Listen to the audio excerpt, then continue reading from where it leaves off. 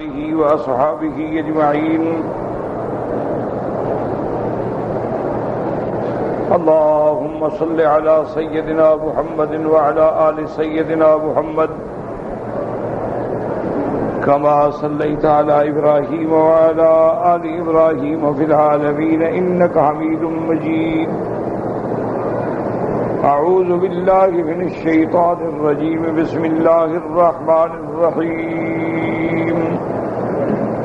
وإذ قالت طائفة منهم يا أهل يثرب لا مقام لكم فارجعوا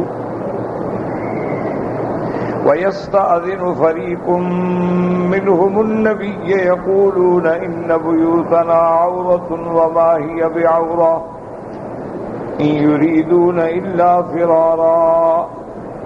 قال المؤلف والمفسر رحمه الله تعالى: وقوله لا مقام لكم أي هاهنا يعنونا عند النبي صلى الله عليه وسلم في مقام المرابطة فارجعوا إلى بيوتكم ومنازلكم. اب مفسر رحمۃ اللہ علیہ ان آیات کی تفسیر بیان فرماتے ہیں: وَإِذْ قَالَتْ طَائِفَةٌ مِّنْهُمْ يَا أَهْلَ يَثْرِبَ لَا مُقَامَ لَكُمْ. لا مقام لکم کا معنی یعنی اب حضور کے ساتھ رہنے کا وقت نہیں ہے، یعنی آپ خندق میں موجود تھے، بھئی اب نہ رہو، بس چلو اپنے گھروں کو، اب یہاں ورنہ بچ نہیں سکیں گے. فرجعوا ای الی بیوتکم ومنازلکم ویستأذن فریق منهم النبی. قال الاوفی ابن عباس رضی اللہ عنہما هم بنو حارثہ. بعض آئے اجازت لینے کے لیے کہ یا رسول اللہ ہمارے گھروں میں کوئی نہیں، حالانکہ بہانے بنا رہے تھے. مقصد یہ تھا کہ حضور پاک سے ہم دور ہو جائیں چونکہ نفاق کھل گیا. وَيَسْتَأْذِنُ فَرِيقٌ مِّنْهُمْ. حضرت ابن عباس رضی اللہ عنہما فرماتے ہیں کہ بنو حارثہ نے بھی آگے اجازت مانگی. قالوا بیوتنا نخاف علیہ السراق ان بیوتنا عورت. ہمارے گھر خالی ہے، وہاں کوئی محافظ نہیں ہے، ہمیں ڈر ہے کہ کوئی ڈاکو کوئی چور ڈاکہ نہ ڈال لے. وقد قال غیر واحد وذكر ابن اسحاق ان القائل لذلك هو اوس بن قیزی. اور بعض علماء فرماتے ہیں کہ اوس بن قیزی نے آ کے کہا کہ یا رسول اللہ ہمیں اجازت دیں، ہمارے گھر خالی ہیں، محافظ کوئی نہیں ہے. یعنی اعتذروا فی الرجوع الى منازلهم بانها عورۃ ليس دونها ما يحجبها من العدو، کہ ہمارے گھر خالی ہیں، دشمنوں سے حفاظت کا کوئی انتظام نہیں، ہمیں اجازت دیں. وهم يخشون عليها منهم. اور ہمیں دشمنوں سے خطرہ ہے کہ ہمارے بال بچوں پر حملہ نہ کریں. قال اللہ تعالی: وما هي بعورة أي ليست كما يزعمون إن يريدون إلا فرارا أي حربا من الضعف. اللہ نے فرمایا میرا محبوب یہ جھوٹ بولتے ہیں، بہانے بناتے ہیں کسی طرح بس ہم جنگ سے بھاگ جائیں. ولو دخلت عليهم من أقطارها ثم سئلوا الفتنة لآتوها وما تلبثوا بها إلا يسيرا. وقد كانوا عاهدوا الله من قبل لا يولون الأدبار وكان عهد الله مسؤولا. قل لن ينفعكم الفرار إن فررتم من الموت أو القتل وإذا لا تمتعون إلا قليلا. قل من ذا الذي يعصمكم من الله إن أراد بكم سوءا أو أراد بكم رحمة ولا يجدون لهم من دون الله وليا ولا نصيرا. يخبر تعالى عن هؤلاء الذين يقولون إن بيوتنا عورة وما هي بعورة إن يريدون إلا فرارا أنهم لو دخل عليهم الأعداء من كل جانب من جوانب المدينة وقطر من أقطارها ثم سألوا الفتنة وهي الدخول في الكفر لكفروا سريا وهم لا يحافظون على الإيمان ولا يستمسكون به مع أدنى خوف وفزع اب اللہ پاک فرماتے ہیں کہ میرے محبوب اصل میں یہ بہانہ بنا رہے ہیں، اگر ان پر ہر طرف سے دشمن آ جائیں، ہر شہر سے دشمن آ جائیں اور ان سے مطالبہ کریں کہ تم کفر میں آ جاؤ، تو یہ فوراً کفر میں چلے جائیں گے، یعنی ان کی مدد کے لیے تو فوراً دوڑ پڑیں گے، لیکن ایمان کی حفاظت کے لیے برداشت نہیں کر سکتے۔ وَهُمْ يُحَافِظُونَ عَلَى الْإِيمَانِ وَلَا يَسْتَمْسِكُونَ بِهِ مَعَ أَدْنَىٰ خَوْفٍ وَفَزْعٍ هكذا فسرها قتادة وعبد الرحمن بن زيد وابن جرير، وهذا ذم لهم في غاية الذم۔ ثم قال تعالى يذكرهم بما كانوا عاهدوا الله من قبل هذا الخوف ألا يولوا الأدبار ولا يفرون من الزحف وكان عهد الله مسؤولا۔ حضرت قتادہ، حضرت عبد الرحمن ابن زید اور ابن جریر نے ان آیات کی یہی تفسیر بیان فرمائی ہے، اور یہ ان کے لیے بے انتہا مذمت ہے، ذلت ہے۔ اصل میں جب مسلمانوں پر شدت بڑھی تو منافقوں کا نفاق کھل گیا اور ایمان والوں کا ایمان بڑھ گیا، چونکہ جب مصیبت آتی ہے تو کھوٹے اور کھرے کی تمیز ہو جاتی ہے کہ کون اپنا ہے اور کون پرایا ہے۔ خوشی میں، راحت میں، عزت میں، طاقت میں تو سب دوست ہوتے ہیں۔ اب اللہ تبارک و تعالی نے فرمایا کہ یہ وہ لوگ ہیں جنہوں نے اس خوف سے پہلے وعدہ کیا تھا اللہ کے نبی سے کہ یا رسول اللہ ہم آپ کے ساتھ ہیں، اگر کبھی لڑائی ہوگی اللہ یول الادبار، ہم کبھی پیٹھ دے کے نہیں بھاگیں گے، ولا یفرون من الزحف، اور ہم جنگ سے کبھی فرار نہیں کریں گے، اور وہ وعدہ جو ہے اللہ کے ہاں اس کا سب جواب ہوگا، پوچھا جائے گا۔ وَكَانَ عَهْدُ اللَّهِ مَسْئُولًا وَإِنَّ اللَّهَ سَيَسْأَلُهُم مِّن ذَلِكَ الْعَهْدِ لَا بُدَّ مِن ذَلِكَ۔ اللہ تبارک و تعالیٰ کے نبی سے جو وعدہ گویا وہ اللہ سے وعدہ ہے، اور جب اس وعدے کو توڑ رہے ہو تو اللہ تو پوچھے گے، وعدہ تو پوچھا جاتا ہے۔ ثُمَّ أَخْبَرَهُمْ أَنَّ فِرَارَهُمْ ذَلِكَ لَا يُؤَخِّرُ آجَالَهُمْ وَلَا يُطَوِّلُ أَعْمَارَهُمْ بل ربما كان ذلك سببا في تعجيل أخذهم غرة، ولهذا قال تعالى وإذ لا تمتعون إلا قليلا أي بعد حربكم وفراركم۔ اب اس کے بعد اللہ تبارک و تعالی نے اصول اور قاعدہ بیان فرمایا کہ ظالمو تم موت کے ڈر سے بھاگ رہے ہو، حالانکہ موت سے تو کوئی نہیں بھاگ سکتا، اس کا ایک وقت مقرر ہے۔ جہاں بھی تم چلے جاؤ، اینما تکونوا یدرککم الموت ولو کنتم فی بروج مشیدہ، لاکھ محل بنوا لو، لاکھ دروازے بند کر لو، لیکن جب موت کی گھڑی آئے گی تو اس وقت کوئی نہیں روک سکتا ہے موت کو۔ ان اجل اللہ اذا جاء لا یؤخر، اللہ نے جو وقت مقرر کیا ہے جب وہ آ جائے گا تو پھر اس کو پیچھے نہیں کیا جا سکتا ہے۔ اذا جاء اجلہم، جب وہ مدت آ جائے گی، لا یستاخرون ساعتا ولا یستقدمون، نہ وہ گھڑی آگے ہو سکتی ہے نہ پیچھے ہو سکتی ہے۔ اسی لیے کتابوں میں آتا ہے کہ سیدنا علی رضی اللہ تعالی عنہ چونکہ بہت بڑے بہادر تھے، بہت بڑے شجاع تھے اور بطل من ابطال الاسلام، تو اللہ کی شان ہے کہ جب معرکہ ہوتا، لڑائی ہوتی، جہاد ہوتا تو حضرت علی بغیر کسی خوف کے دشمنوں میں گھس جاتے۔ تو ایک دن دوستوں نے کہا کہ حضرت یہ کوئی اچھی بات تو نہیں ہے،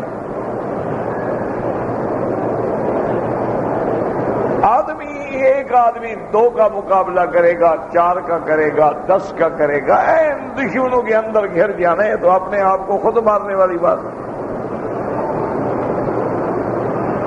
تو حضرت علی رضی اللہ تعالی عنہ نے مسکراتے ہوئے فرمایا کہ تم لوگوں کو پتہ نہیں ہے کہ موت مجھ سے ڈرتی ہے۔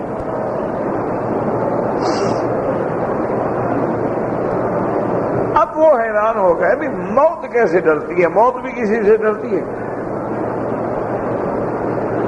انہوں نے کہا حضرت کیا مطلب ہے کہ موت ڈرتی ہے؟ فرمایا اللہ کے بندے، اللہ نے جو میری موت کی گھڑی لکھی ہے وہ پہلے آ سکتی ہے؟ انہوں نے کہا نہیں آ سکتی۔ انہوں نے کہا میں لاکھ لڑوں، میں لاکھ دشمن میں جاؤں، موت تو نہیں آئے گی، وہ تو بھاگے گی، کہ وقت آئے تو آؤں۔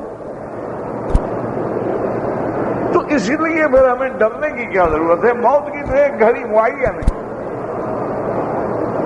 اس نے ہر حال میں آنا ہے، آدمی چاہے لاکھ قلعہ بند ہو جائے۔ اور اگر موت نے نہیں آنا ہے، آپ دیکھیں ہوائی جہاز کریش ہو جاتے ہیں، بندے بچ جاتے ہیں، بحری جہاز ڈوب جاتے ہیں، بندے بچ جاتے ہیں، ایسے ٹینکوں کے نیچے آنے کے بعد بندے بچ جاتے ہیں، ٹرینوں کے نیچے آنے کے بعد بندے بچ جاتے ہیں۔ تو اللہ کا نظام ہے۔ اچھا گھر بیٹھے ہوئے مر جاتے ہیں۔ تو اللہ نے فرمایا بدبختو، موت سے جو بھاگ رہے ہو فائدہ کیا ہوگا؟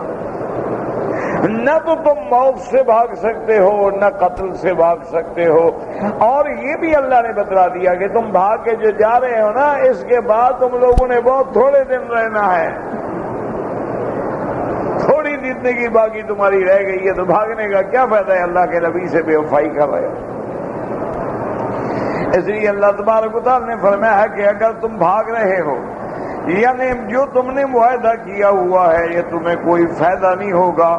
لا یؤخر اجالہم، یہ تمہارے بھاگنے سے تمہاری موت کا وقت پیچھے نہیں ہو جائے گا، اور تمہارے بھاگنے سے ولا یطول اعمارہم، نہ تمہاری عمر لمبی ہو جائے گی، جو وقت مقرر ہے وہ آئے گا۔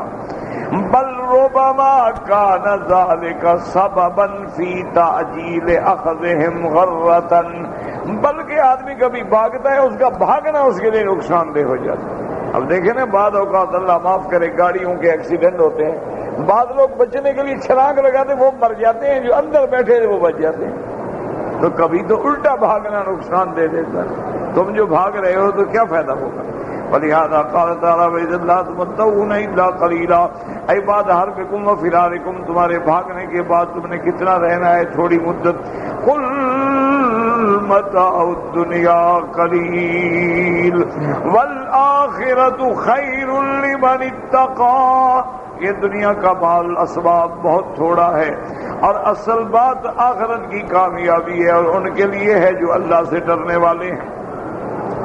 ثم قال تعالی قل من ذا الذی یعصمکم من اللہ، اے ظالمو تم جو بھاگ رہے ہو یہ بتاؤ، اگر اللہ تمہیں پکڑنا چاہے، تمہیں تکلیف دینا چاہے، کون چھڑا سکتا ہے؟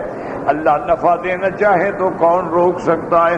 قل من ذا الذی یعصمکم من اللہ یمنعکم ان اراد بکم سوءا او اراد بکم رحمتا ولا یجدون لهم من دون اللہ ولیا ولا نصیرا، اللہ کے سوا نہ کوئی تمہارا دوست نہ مددگار۔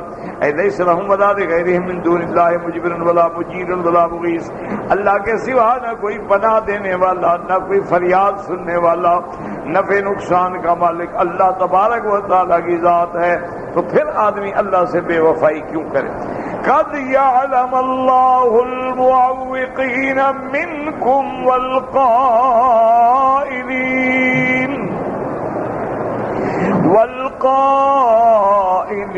لإخوانهم هلم إلینا ولا یاتون الباس الا قلیلا اشحة علیکم وَإِذَا جَاءَ الْخَوْفُ رَأَيْتَهُمْ يَنظُرُونَ إِلَيْكَ تُظَاهِرُهُمْ كَالَّذِي يَخْشَىٰ عَلَيْهِ مِنَ الْمَوْتِ فَإِذَا ذَهَبَ الْخَوْفُ سَلَقُوكُمْ بِأَلْسِنَةٍ حِدَادٍ أَشِحَّةً عَلَى الْخَيْرِ أُولَٰئِكَ لَمْ يُؤْمِنُوا فَأَحْبَطَ اللَّهُ أَعْمَالَهُمْ وَكَانَ ذَٰلِكَ عَلَى اللَّهِ يَسِيرًا۔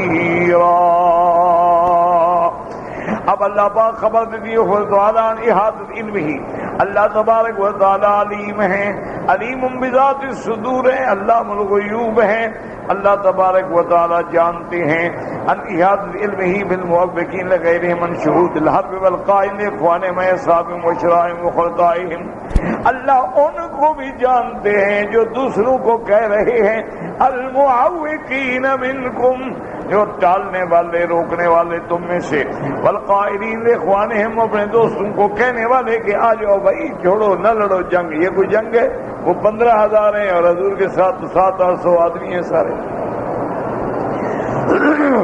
حلم الینا الی ما نرفی لکان ازرار السماء، ہمارے پاس آ جاؤ، تم کیوں اپنے باغات چھوڑتے ہو، اپنے گھر چھوڑتے ہو؟ وَهُمْ مَعَ ذَلِكَ لَا يَأْتُونَ الْبَأْسَ إِلَّا قَلِيلًا أَشِحَّةً عَلَيْكُمْ.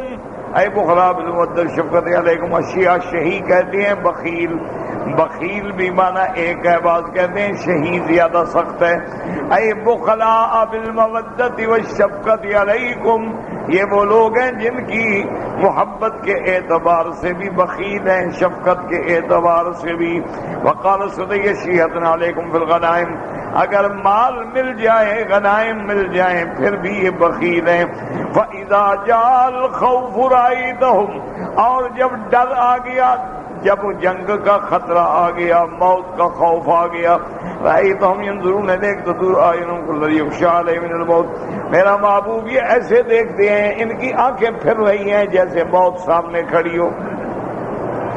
اے من شدت خوفی وجدی وهكذا خوف هؤلاء الجبناء من القتال، اور یہ جو جنگ سے بھاگ رہے ہیں ان کا بھی وہی حال ہے.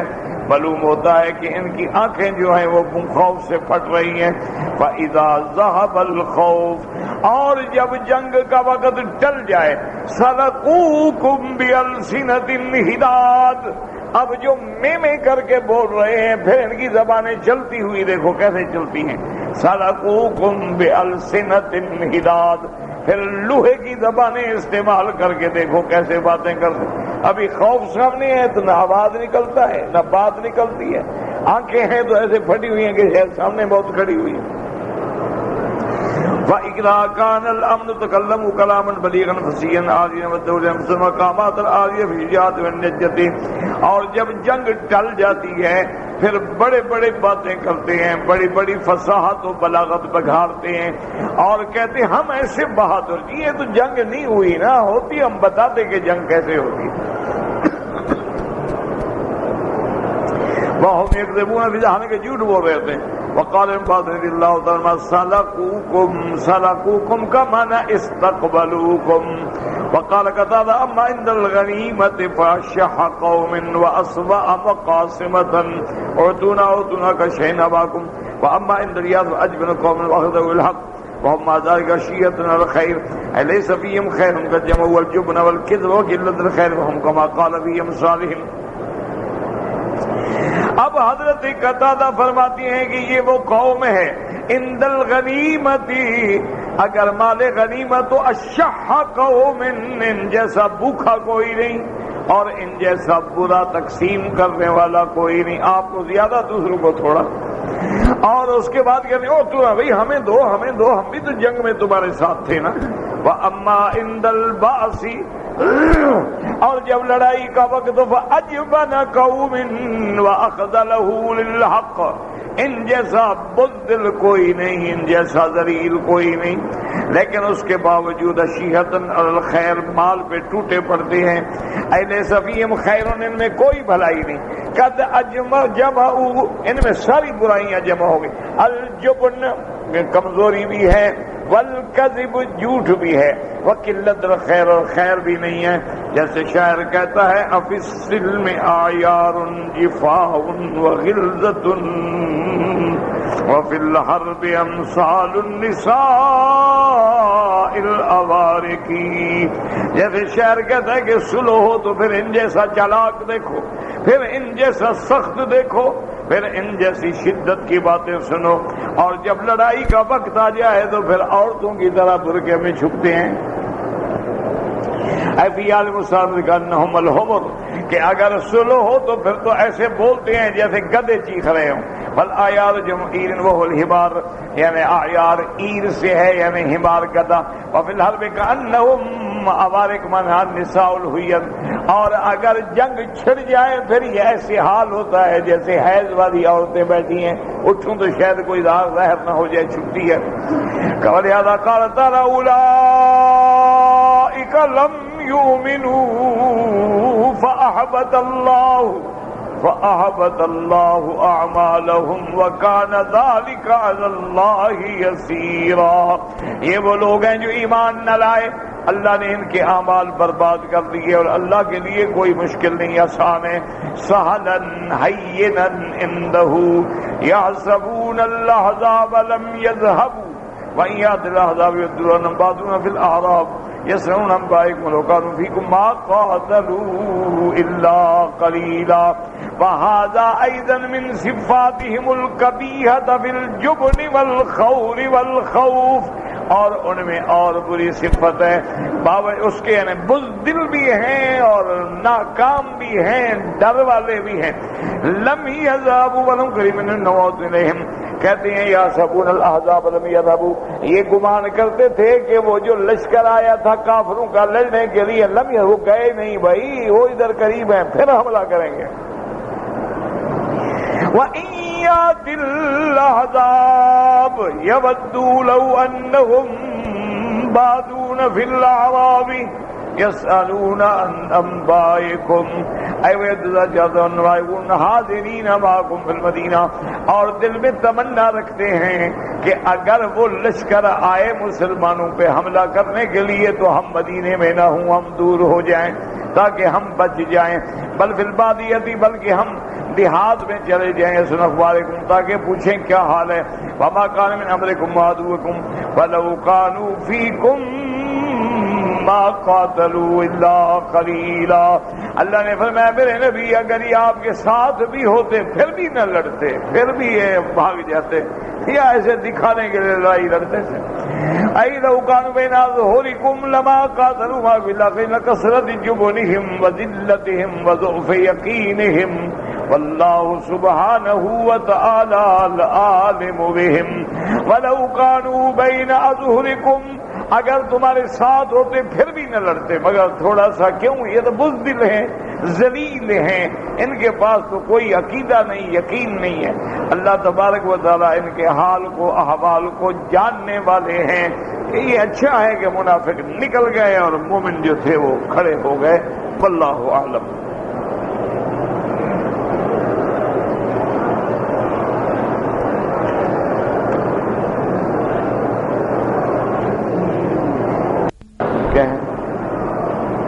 اب کہتے ہیں جی ایک دوست نے پوچھا ہے کہ حجامہ کروانا جو ہے یہ سنت ہے؟ ہاں جی بالکل سنت ہے. حضور صلی اللہ علیہ وسلم نے فرمایا ہے کہ حجامہ جو ہے اس میں شفا.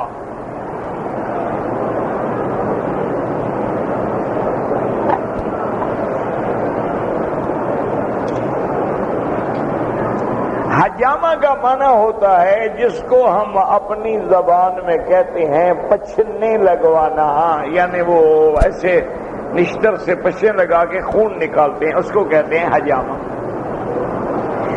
اور ماشاءاللہ یعنی یہ مستقل ایک علم ہے، یاد رکھیں حجامہ جو ہے ایک علم ہے. اور آج کل تو میڈیکل سائنس نے بھی اس کو تسلیم کر لیا.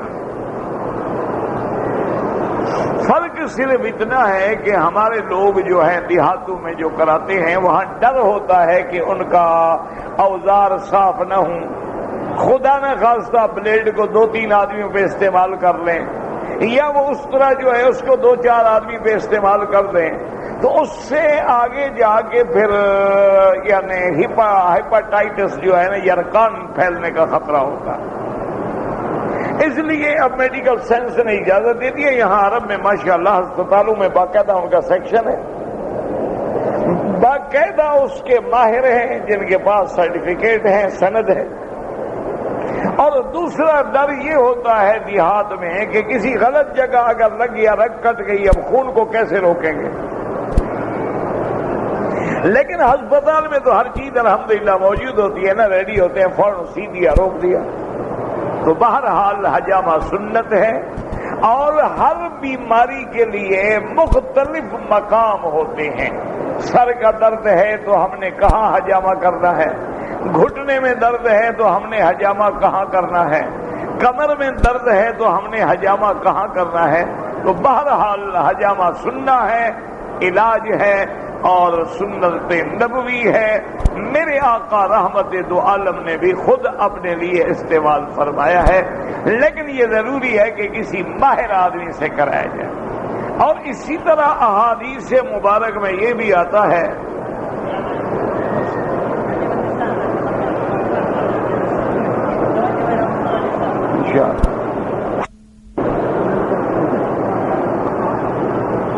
لا حول ولا قوة إلا بالله، لا حول ولا قوة إلا بالله، إنا لله وإنا إليه راجعون۔ تو بہرحال یہ سمجھیں کہ حجامہ جو ہے وہ سننا ہے۔ عورتیں جو ہیں نا، مقصد یہ ہوتا ہے کہ عورتوں کی طرف بیٹھیں، مردوں میں نہ بیٹھا کریں۔ جو بات جائز ہے وہ جائز ہے، لیکن کہنے کا بھی کوئی انداز ہوتا ہے، کہنے والے کو بھی پتہ نہیں کہ میں کیا کر رہا ہوں۔ بچے ہیں بیچارے، جذبہ تو ہے لیکن عقل نہیں۔ اب جناب یہ سمجھیں کہ حجامہ کے لیے حدیث میں یہ بھی ہے کہ کس دنوں میں کرانا چاہیے اور کن دنوں میں نہیں کرانا چاہیے۔ کیونکہ مہینے کے جو دن ہوتے ہیں نا، یاد رکھو، اس میں بعض دن ایسے ہیں جس میں خون کا فوران تیز ہوتا ہے، اور بعض ایسے ہوتے ہیں جس میں خون کا دوران کمزور ہوتا ہے، بعض ایسے ہوتے ہیں جن میں خون کا دوران اعتدال پہ ہوتا ہے۔ تو لہذا بہرحال حجامہ جب کرائیں کسی صحیح جگہ پہ جا کے کرائیں، اور بالکل فائدہ ہوتا ہے۔ اور بلکہ بہت ساری بیماریوں میں جب سارے علاج ناکام ہو جائیں تو حجامہ سے فائدہ ہو جاتا ہے۔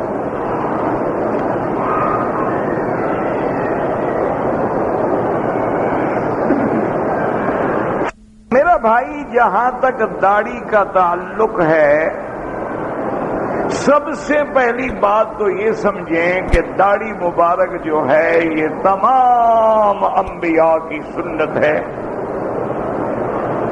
سنت الانبیاء والمرسلین ہے، اور حضور کے امر کے بعد یہ وجوب کے درجے میں۔ حضور صلی اللہ علیہ وسلم کا جو حکم ہے، آپ نے فرمایا اعف اللحى وقص الشوارب، کہ داڑھی بڑھاؤ اور مونچھیں کٹاؤ، یہ حضور کا حکم۔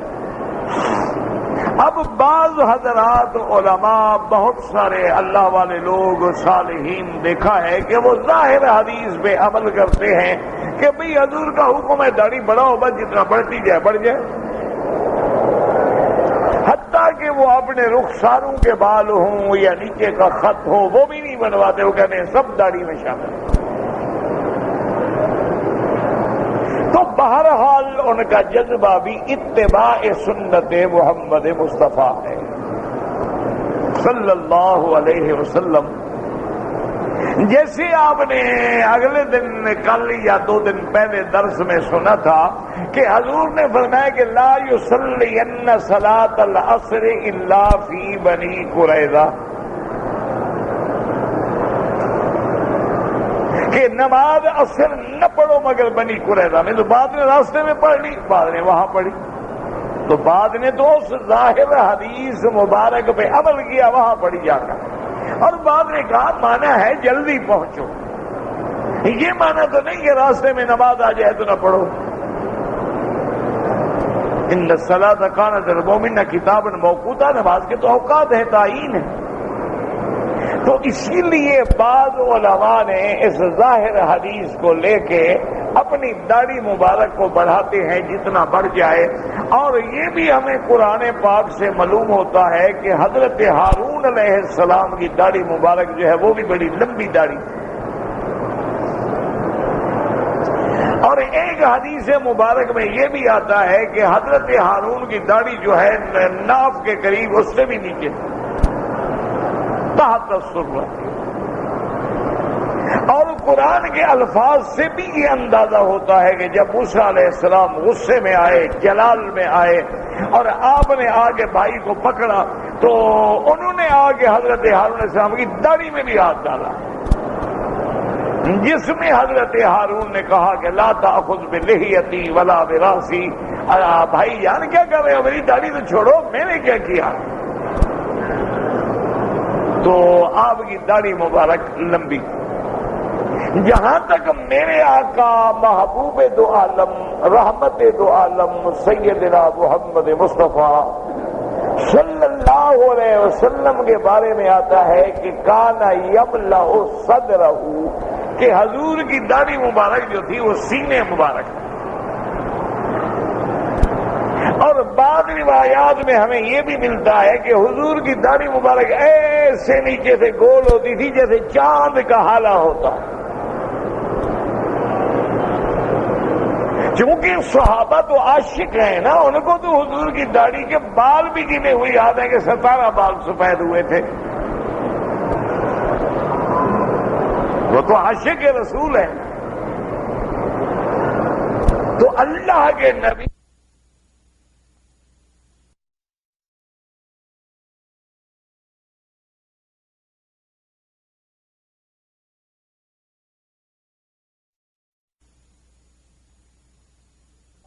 چاروں ائمہ کرام نے یہ فیصلہ کیا ہے کہ بھی داڑھی کی کم از کم مقدار جو ہے وہ 1 مشت ہے، 1 مشت سے کم نہیں ہونی چاہیے. باقی اگر کوئی ظاہر حدیث پہ عمل کرتا ہے ٹھیک ہے، اللہ تبارک و تعالیٰ اس کو ہمت دے، اس کو شوق ہے، جذبہ ہے. اور اس دور میں داڑھی رکھنا تو جہاد ہے کہ داڑھی والے پر ہر آدمی طنز کرتا ہے، داڑھی والے کو ہر آدمی برا سمجھتا ہے. تو اس دور میں جب آپ عمل کریں گے سنت پہ تو اس کا تو اجر اتنا ہے، جیسے کہ حضور نے فرمایا اپنے صحابہ سے کہ ایک وقت آئے گا میری امت تمہارے اعمال کا 10واں حصہ بھی کر لے گی تو جنت میں چلے جائیں. تو آج ہم اسی دور سے گزر رہے ہیں. تو داڑھی کا منڈانا جو ہے گناہ کبیرہ ہے، اور بار بار منڈانے سے آدمی شرعاً فاسق و فاجر ہوتا ہے. جو بیٹھے ہوئے ہیں وہ غلط تھے بیچارے، ان کا گناہ ہے کہ وہ پہلے یہ ہے کہ ائمہ اربعہ کے نزدیک داڑھی جو ہے وہ 1 مشت ہے. ان کے نزدیک آدمی رخسار کا خط بھی بنا سکتا ہے اور نیچے کا خط بھی بنا سکتا ہے، اور داڑھی کو بنا سوار کے رکھے تاکہ جمال نظر آئے، کسی کو اعتراض کا موقع نہ ملے. اسی طرح داڑھی منڈا ہوا آدمی جو ہے نہ مؤذن ہو سکتا ہے نہ امام بن سکتا ہے. کیا مطلب سمجھو، اگر ایک آدمی نماز پڑھا رہے ہیں، ہم نے کھڑے ہو گیا دیکھا داڑھی منڈا، نماز ہو جائے گی، لیکن ایسے لوگوں کو امام نہ بناؤ، کیونکہ امام مقتدا ہوتا ہے، لوگ اس کو دیکھ کے اقتدا کرتے ہیں. جب امام داڑھی منڈا ہوگا تو کون داڑھی رکھے گا؟ اور اسی طرح مونچھوں کا کٹانا جو ہے یہ سنت محمد مصطفیٰ. اور یہ بھی یاد رکھیں کہ 1,24,000 پیغمبر میں کوئی پیغمبر بغیر داڑھی کے نہیں ہے. تمام صحابہ، تابعین، مجتہدین، محدثین، اولیاء اللہ میں کوئی داڑھی کے بغیر نہیں ہے. تو بہرحال یہ بہت بڑا اہم مسئلہ ہے، اور اللہ تبارک و تعالی آپ کو بھی ہمیں بھی، اور یہ اسلام کی وردی ہے. باقی آج کل ہمارے نوجوان کہتے تھے وہ جی داڑھی میں اسلام رکھا ہوا ہے، اور جی داڑھی میں اسلام نہیں رکھا ہوا، اسلام میں داڑھی رکھی ہوئی ہے.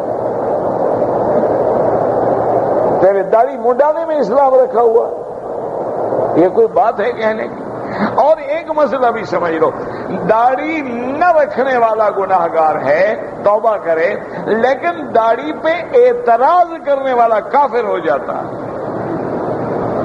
تو کہاں نے لکھا ہے کہ اس کا نکاح ٹوٹ جاتا ہے کہ اس نے سنت رسول پہ اعتراض کیا.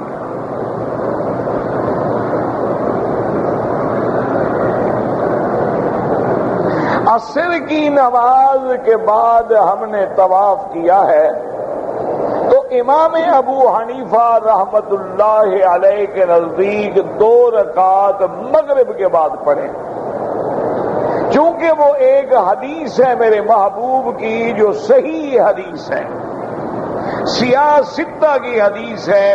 حضور نے فرمایا کہ لا صلاۃ بعد الفجر حتی تطلع الشمس ولا صلاۃ بعد العصر حتی تغرب الشمس او کما قال رسول اللہ صلوات اللہ وسلام اللہ علیہ، کہ فجر کے بعد نماز نہیں جب تک سورج نہ نکلے، اور عصر کے بعد کوئی نماز نہیں جب تک سورج نہ ڈوبے۔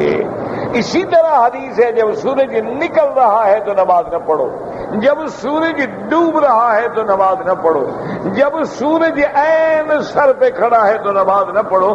یہ اوقات ہیں جن میں اللہ کے نبی نے روکا، لیکن بعض ائمہ کرام جو ہیں جیسے حنابلہ ہیں، امام احمد بن حنبل رحمت اللہ علیہ، امام شافعی رحمت اللہ علیہ، وہ فرماتے ہیں کہ بالکل فجر کے بعد نماز نہ پڑھو، عصر کے بعد نہ پڑھو، صرف مکے میں حرم میں اجازت ہے۔ وہ فرماتے ہیں کہ اگر حرم میں کسی نے طواف کیا پڑھ لے، تو وہ ایک حدیث مبارک سے استدلال کرتے ہیں کہ حضور نے فرمایا تھا کہ بنی عبد مناف لوگوں کو نہ روکا کرو، جب چاہے نماز پڑھیں، جب چاہے طواف کریں۔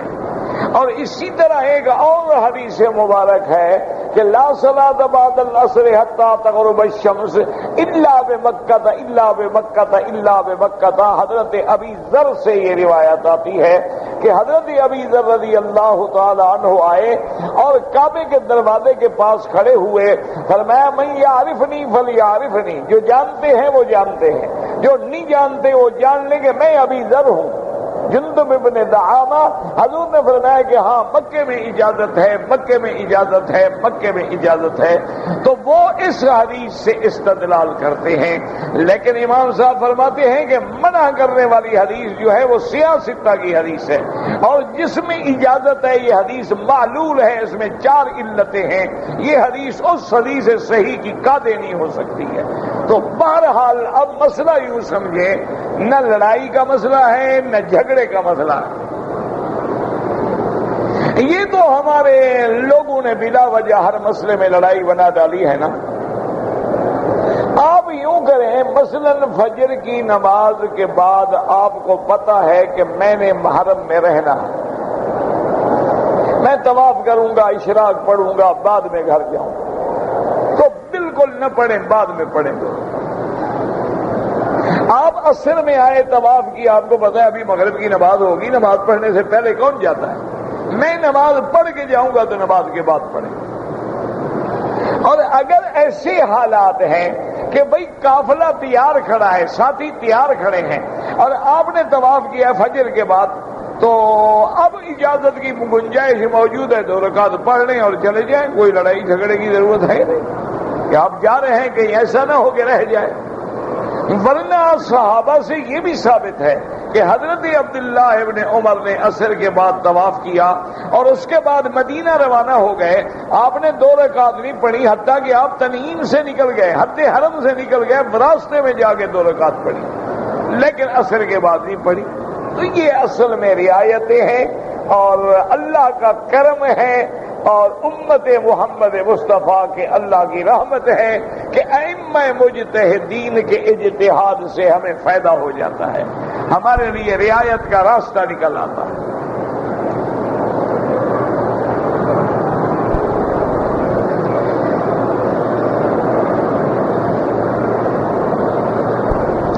کہتے جی کہ علماء دیوبند پہ اعتراض کرتے ہیں کہ وہ اولیاء کے قبروں پر جانے سے منع کرتے ہیں۔ پہلی بات تو یہ ہے میرا بھائی، ایک بات یاد رکھو کہ علماء دیوبند پہ اعتراض ہو تو میری ذمہ داری تو نہیں ہے جواب دینا۔ علماء دیوبند اللہ کا شکر ہے موجود ہیں، مدرسہ موجود ہے، ان میں پڑھنے والے موجود ہیں، پڑھانے والے موجود ہیں، ان کے ٹیلی فون موجود ہیں، ان کے فتاوا موجود ہیں، کتابیں موجود ہیں، دلائل موجود ہیں۔ باقی آپ کو کسی جاہل نے کہا ہے اولیاء اللہ کی قبروں پہ جانے سے کوئی بھی نہیں منع کرتا۔ یہ بالکل جھوٹ ہے جو تم کو کہا گیا ہے کسی نے اپنے حلوہ مانڈا درست کرنے کے لیے، نفرت دلانے کے لیے ایک بہانہ بنایا گیا، اور جی یہ اولیاء کی قبروں پہ نہیں جاتے، اللہ کا نبی جاتا ہے حضرت حمزہ کی قبر پہ۔ اللہ کے بندے کوئی عقل کی بات کرو۔ حضور سرکار دو عالم باقاعدہ شہدائے احد کی مزار پہ جاتے، اب حضور کے مقابلے پہ تو وہ صحابی ہیں نا، نبی تو نہیں ہے نا۔ حضور پاک جنت البقیع الغرقد پہ زیارت کے لیے جاتے اور کھڑے اتنی لمبی لمبی دعائیں مانگتے کہ آدمی حیران ہو جائے، یہ کس نے کہا ہے؟ اور صحیح حدیث ہے حضور کی کہ الا انی نہیتکم عن زیارت القبور الا فزوروها او کما قال رسول اللہ صلی اللہ علیہ وسلم۔ حضور نے فرمایا میں نے منع کیا تھا قبروں پہ نہ جاؤ، لیکن جایا کرو، قبروں کی زیارت کیا کرو، فإنها تذکر الآخرہ، کہ جب آدمی قبر پہ جاتا ہے تو اس کو آخرت کی یاد آتی ہے اور اس کے دل میں یقین آتا ہے کہ میں نے بھی مرنے کے بعد اسی جگہ آنا ہے۔ تو مسئلہ سمجھیں، قبر پہ جانا منع نہیں ہے۔ والدین کی قبر پہ جائیں، عام مسلمانوں کے قبرستان میں جائیں، اولیاء اللہ کی قبر پہ جائیں، بالکل منع نہیں۔ لیکن جو منع ہے وہ سمجھو، وہ یہ ہے کہ یہ جو تم نے انس شریف بنا رکھے ہیں یہ منع ہے۔ یہ جو تم نے رسمیں بنائی ہیں کہ آج حضرت کی مزار پہ چادر چڑھے گی، آج حضرت کی مزار کو عرق گلاب سے غسل دیا جائے گا، آج حضرت کی مزار پہ سونے کا دروازہ لگے گا، اور پھر مزار پہ جا کے ہاتھ باندھ کے کھڑے ہو کے قبر والے سے مانگنا، یہ شرک اکبر ہے، آدمی کافر ہو جاتا ہے۔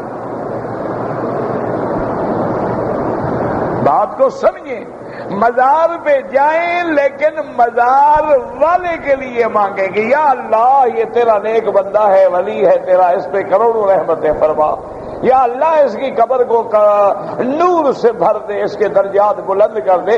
اللہ کے ولی کے لیے دعا کریں، یہ نہیں کہ پیر میری مدد فرما، داتا میری مدد فرما، شواز کلندر میری مدد، یہ تو شرک ہے، یہ تو استغاثہ عن الغیر ہے، وہ تو کفر ہے۔ وَمَنْ أَضَلُّ مِمَّنْ يَدْعُو مِن دُونِ اللَّهِ، اس سے بڑا گمراہ کون ہے جو اللہ کے سوا کسی غیر کو پکارے؟ وہ تو قابل رحم ہے کہ اب ان کے لیے تو اب دیکھو نا، مثلا کسی اللہ کے ولی کا جنازہ ہو، جب آپ نماز جنازہ پڑھتے ہیں تو کیا دعا کرتے ہیں؟ جنازے میں کیا کہتے ہیں؟ اللہم اغفر، یا اس کو کہتے ہیں کہ یا ولی ہماری مغفرت فرما، ہم تیرا جنازہ پڑھ رہے ہیں، ہمارے درجات بلند فرما، اس سے مانگتے ہو کہ اس کے لیے مانگتے ہو؟ ہاں جی، تو اگر ولی سامنے رکھا ہے تو اس کے لیے مانگ رہے ہو، جب 2 میٹر نیچے چلا جائے تو اب دینے لگ جاتا ہے۔ اچھی بات ہے، اچھا عقیدہ ہے بھائی۔ اللہم اغفر لحینا ومیتنا وشاہدنا وغائبنا وصغیرنا وکبیرنا وذکرنا وانثانا، اللہم نکہم من الخطایا کما ینکی الثوب الابیض من الدنس، اللہم اغسل خطایاہم من الماء والثلج والبرد، اللہم اکرم نزلہم، اللہم وسع مضجعہم، اللہم برد مضجعہم، اللہم اجعلہم لنا سلفا واجرا، اللہم لا تذلنا بعدہم ولا تفتنا بعدہم ولا تحرمنا اجرہم۔ تو ان کے لیے دعا مانگ رہے ہو، یہ تو نہیں کہہ رہے کہ تو ہماری مدد فرما، ہمیں اولاد عطا فرما، ہمیں بچے عطا فرما، ہماری مشکلیں حل کر۔ قبر پہ جانا قطعاً منع نہیں ہے، ہر حال میں جائیں، اولیاء اللہ کے لیے دعا کریں۔ اور فلسفہ یہ ہے کہ جب تم اللہ کے ولی کے لیے مانگتے ہو، اللہ کی رحمت جوش میں آتی ہے۔ اللہ فرماتے ہیں اچھا تو میرے پیارے کے لیے مانگ رہا ہے، تیری مشکلیں میں حل کر دوں گا۔ یہ نہیں ہوتا کہ وہ ہماری مشکل حل کرتے ہیں۔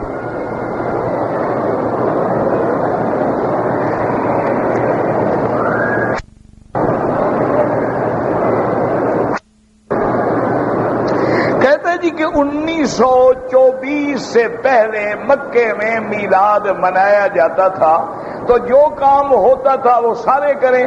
حضور کے زمانے میں ابو جہل بھی مکے میں رہتا تھا، اب ڈھونڈ کے لے آئے۔ یہ کیا دلیل ہے کہ فلانا کام ہوتا تھا؟ وہ تو عتبہ، عتیبہ، شیبہ، ربیعہ، ولید بن المغیرہ بھی رہتے تھے، اور حضور کے صحابہ حضرت بلال پہ کوڑے بھی برسائے جاتے تھے۔ ہم بھی وہی کام کریں کہ چونکہ مکے میں ہوتا تھا۔ مکے میں ہونا یا مدینے میں ہونا کسی چیز کی دلیل نہیں ہوتی، دلیل قرآن ہے یا حدیث محمد مصطفیٰ ہے۔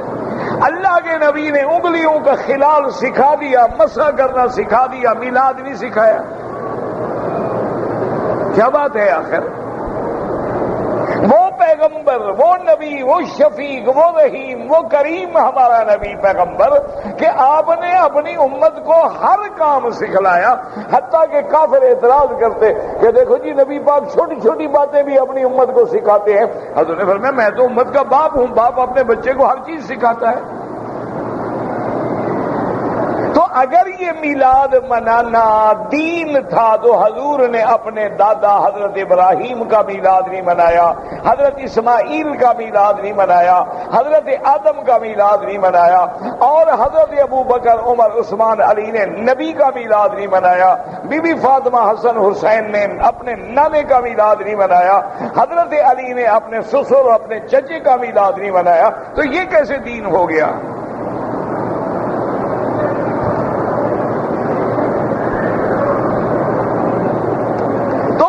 کہو، یہ نہ کہو کہ مکے میں ہوتا تھا۔ آپ کہیں جناب یہ حدیث مبارک ہے، حضور نے حکم دیا ہے کہ میری جب تاریخ پیدائش ہو تو باقاعدہ جھنڈیاں لگانا، جلوس نکالنا، میرا میلاد منانا۔ ایک حدیث دکھا دو، کل ہم تمہارے ساتھ ہیں، ہم انشاءاللہ سب سے پہلے منائیں گے۔ آپ یہ دکھا دیں کہ حضرت ابو بکر نے منایا، حضرت عمر، عثمان، علی نے منایا، اہل بیت نے منایا، ہم آپ کے ساتھ ہیں، جھگڑے کی تو بات ہی نہیں ہے۔ لوگوں نے اپنا دین کیوں بنا لیا ہے کہ میلاد مناؤ تو سنی اور نہ مناؤ تو وہابی؟ حالانکہ یاد رکھو میلاد مناؤ تو بدعتی، نہ مناؤ تو اہل سنت۔ بدعت پہ عمل کرنے والا اہل بدعت ہوتا ہے، اہل سنت نہیں ہوتا۔ اہل سنت وہ ہوتا ہے جو محمد مصطفیٰ کے طریقے پہ چلے، والجماعت کا معنی جو صحابہ کے طریقے پہ چلے۔ اگر نبی کا طریقہ بھی نہیں، صحابہ کے بھی نہیں، وہ اہل بدعت ہے، اہل ہوا ہے، وہ اہل سنت نہیں ہوتا۔ اپنے کہنے سے کوئی کہا کون تو ہر آدمی کہتا ہے میں ہوں، میرے کہنے سے کیا ہو جائے گا؟ کہتے ہیں جی کہ میں حافظ قرآن ہوں، منزل پڑھتا رہتا ہوں، سجدے جو آتے ہیں قرآن میں نے کبھی نہیں کیے۔ کیوں جھگڑا ہے آپ کو سجدوں سے؟ اچھے حافظ ہو ماشاءاللہ، اللہ کے بندے سجدے کرو، استغفار کرو، اور جب سج جائے فوراً کر لو۔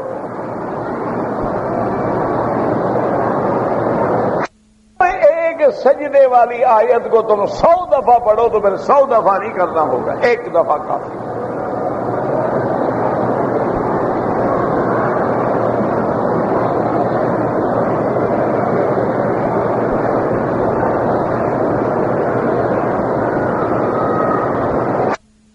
مجھے آپ کی ملاقات کا 1990 سے تمنا تھا، تو ملاقات تو ہو گئی، درس سن رہے ہیں، دیکھ رہے ہیں، اور ملاقات کیا ہوتی ہے؟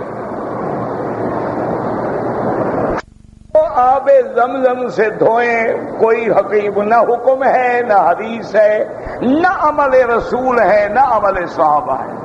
میرا بھائی زمزم کے دھلنے سے مردے بخشے جاتے نا، تو ہم تو اپنے سارے رشتہ دار بخشوا لیتے ماشاءاللہ، ہر آدمی کو 2-4 تھان دھو کے بھیج دیتے۔ بخشش کا تعلق ایمان سے ہے، کفن سے نہیں ہے۔ کفن نہ لیں، لیکن زبان پہ لا الہ الا اللہ محمد الرسول اللہ تو سیدھا جنت۔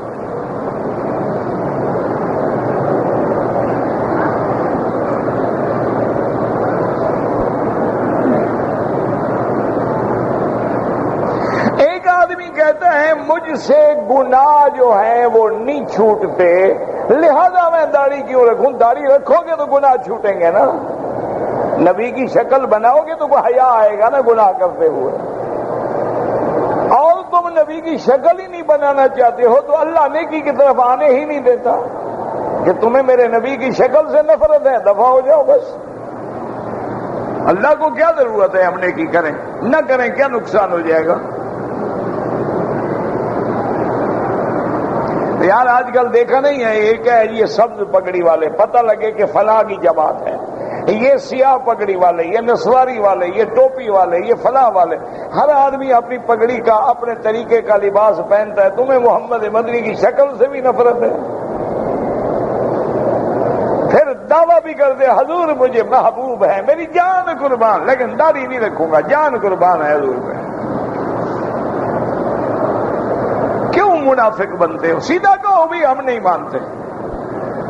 یہ کیا آدھا تیتر آدھا بٹیر کہ حضور ہمارے محبوب بھی ہیں، جان بھی قربان ہے، لیکن شکل حضور والی نہیں بنائیں گے، لباس انگریز والا پہنیں گے، شیو انگریزوں کی طرح کریں گے، بال انگریزوں کی طرح کٹوائیں گے، جین انگریزوں کی طرح پہنیں گے، لیکن حضور پہ ہم قربان۔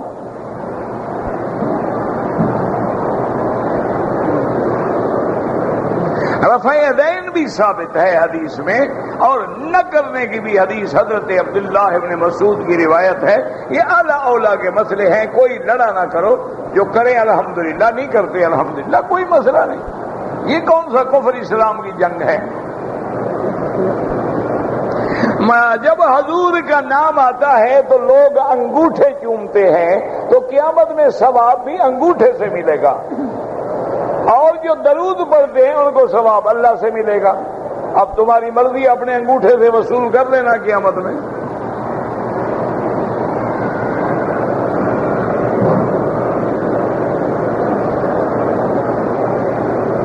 ہماری عورتیں کو ہم نے کہا کہ نماز قصر پڑھنی ہے، انہوں نے امام کے پیچھے 4 رکعت پڑھنی تھی، 2 پہ سلام پھیر دیا، تو مسئلہ تو تم نے صحیح نہیں سمجھایا نا۔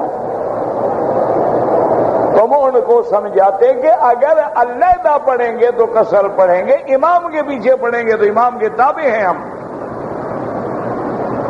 چاہے مسافر ہو لیکن امام مقیم ہے، نماز پوری پڑھیں گے۔ یہی تو ہم کہتے ہیں کہ امام کے بغیر گزارا نہیں،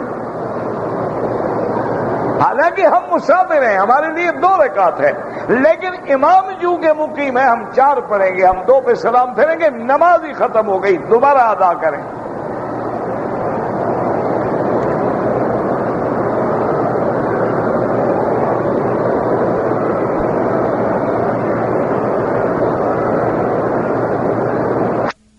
اگر کسی کو اللہ نے قرآن کا حافظ بنایا، شکر کرو۔ یہ ہو چکا ہے عصر کے بعد طواف کا مسئلہ۔ کہتے جی کہ حرمین الشریفین کے باہر جو ہوٹل ہیں یا مکان ہیں یا بلڈنگیں ہیں، جو لوگ عمرے پہ آتے ہیں یا حج پہ آتے ہیں، میاں بیوی ہیں، تو عمرے سے فارغ ہونے کے بعد، احرام کے احکام ختم ہونے کے بعد میاں بیوی آپس میں مل سکتے ہیں یا نہیں مل سکتے؟ کیا وجہ؟ یعنی مکے میں آنے کے بعد عورت حرام ہو جاتی ہے؟ اچھا عمرہ کیا بھائی عورت نے۔ اچھا آپ کا کیا خیال ہے، مکے مدینے میں جو لوگ پیدا ہوتے ہیں اوپر سے گرتے ہیں؟ ان کے ماں باپ تو ملتے نہیں، مکہ مدینہ پاک جگہ ہے، تو یہ پاک لوگ کیسے پیدا ہو گئے؟ اللہ کے بندے، گناہ حرام ہے، یہ تو نہیں کہ حلال بھی حرام ہے۔ اللہ کے نبی کی بیویاں، صحابہ کی بیویاں تھیں تو وہ ملتے نہیں تھے، کیا تھا؟ یہ کوئی بات ہے؟ تمہاری بیوی ہے، جب احرام کی پابندی ختم ہو گئی تو بیوی حلال ہو گئی، جب تک دونوں احرام میں ہیں بیوی حرام ہے۔ یہ تو نہیں کہ مکے مدینے کے اندر میاں بیوی نہ ملے، جو حلال ہے وہ حلال ہے، جو حرام ہے وہ ہر جگہ حرام ہے، لیکن اللہ کے حرم میں اور زیادہ خطرہ کہ آدمی احتیاط کرے اور اللہ سے دعا کرے کہ اللہ ہمیں صحیح معنوں میں حضور کا عاشق بنا دے، صحیح معنوں میں حضور کی محبت نصیب فرمائے، اولیاء اللہ کی محبت نصیب فرمائے، ائمہ محدثین مجتہدین فقہاء علماء کی محبت نصیب فرمائے، ان کی صحبت نصیب فرمائے، صحبت صالحین نصیب فرمائے۔ یا اللہ بیماروں کو شفا عطا فرما، یا اللہ بیماروں کو شفا عطا فرما، بے حیاؤں کو حیا عطا فرما، بے دینوں کو دین عطا فرما، بے اولادوں کو اولاد عطا فرما، جن کی اولاد ہے ان کو صالح بنا، جن کی بچیاں ہیں ان کے رشتے آسان فرما۔ یا اللہ ہمیں مانگنا نہیں آتا، بغیر مانگے عطا فرما۔ یا اللہ حضور کی امت پہ رحم فرما۔ یا اللہ آج ہر طرف عرب ہے، عجم ہے، کشمیر ہے، فلسطین ہے، عراق ہے، ہر جگہ امت مصطفیٰ کا خون بہ رہا ہے، رحم فرما، رحم فرما، رحم فرما، حضور کی امت پہ رحم فرما۔ یا اللہ بلاد اسلامیہ پہ رحم فرما۔ یا اللہ مسلمانوں کی حفاظت فرما۔ یا اللہ ان کے جان مال آبرو عزت کی حفاظت فرما۔ یا اللہ مساجد کی حفاظت فرما۔ یا اللہ مدارس کی حفاظت فرما۔ یا اللہ دین والوں کی حفاظت فرما، قرآن والوں کی حفاظت فرما، حدیث والوں کی حفاظت فرما، تبلیغ والوں کی حفاظت فرما، دین کے کام کرنے والوں کی حفاظت فرما، ہر قسم کے شرور سے محفوظ فرما، ہر قسم کے حوادث و فتن سے محفوظ فرما۔ یا اللہ جہاں طوفان ہے اپنے عذاب رفع فرما، اپنے عذاب رفع فرما، اپنے عذاب رفع فرما۔ اللہم اغفر امت محمد صلی اللہ علیہ وسلم، اللہم ارحم امت محمد صلی اللہ علیہ وسلم، اللہم اجبر امت محمد صلی اللہ علیہ وسلم، اللہم اجعل لنا وللمسلمین من كل هم فرجا ومن كل ضيق مخرجا ومن كل بلاء عافية۔ اللهم انصر الإسلام والمسلمين، اللهم انصر المجاهدين في كل مكان، اللهم احفظ سائر بلاد المسلمين وهذا البلد الأمين فاجعلها آمنا مطمئنا سخاء رخاء إلى يوم الدين برحمتك يا أرحم الراحمين۔ سبحان ربك رب العزة عما يصفون وسلام على المرسلين والحمد لله رب العالمين۔